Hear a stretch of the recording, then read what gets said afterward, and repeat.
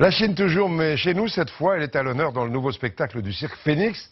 Ce spectacle s'appelle Le Petit Dragon, spectacle grandiose sur la pelouse de Reuilly à Paris jusqu'au 16 janvier. Et vous allez voir, il y a des numéros à couper le souffle, comme nous le disent Corinne Magne et William Villemain. La prouesse au service de la poésie. 6 millions de spectateurs en 15 ans de spectacle et une 16e création époustouflante. Les étoiles du cirque de Pékin et les moines Shaolin, réunis autour de l'histoire d'un enfant élu, le Petit Dragon. Tous les arts du cirque chinois sont réunis, mais leurs performances sont ici uniques. Cet artiste multiplie la difficulté de la figure, car ses cannes sont posées sur un socle mobile. Il est aujourd'hui le seul à présenter cet incroyable numéro.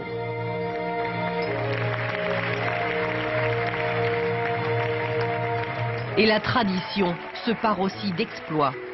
L'acrobatie avec les jarres chinoises est un numéro vieux de 1000 ans, pratiqué déjà sous la dynastie des Huns. Devant nous, le maître incontesté de cet art. Il a 52 ans. La jarre en faïence avec laquelle il multiplie les jongleries pèse 8 kilos. Mon père était un acrobate et maniait les jarres. J'ai donc grandi avec ça dans le sang. Et dès l'âge de 4 ans, je me suis exercé. C'est pour moi le plus beau numéro qui existe. Je vois à peu près entre 400 et 500 numéros par an. Et je suis toujours bluffé parce qu'il y a des jeunes qui décident de se consacrer à ce métier, qui savent qu'ils ne seront jamais riches ni jamais célèbres, mais ils veulent vivre de leur passion. Et leur passion, c'est d'étonner le public, d'émouvoir le public. Et ça, c'est très touchant. J'ai aimé la catapulte. C'est plein de vie, c'est juste merveilleux. J'ai pas de mots, quoi. Et que dire de la grâce et de la dextérité de ces jeunes circassiennes? Il leur aura fallu 2 ans pour mettre au point ce numéro aérien acrobatique.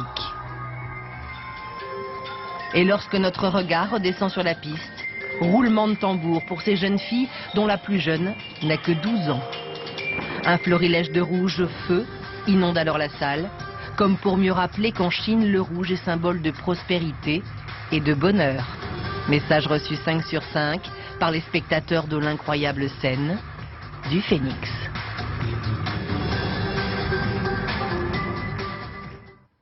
Et le rouge, c'est aussi la couleur symbole de Noël. On y revient.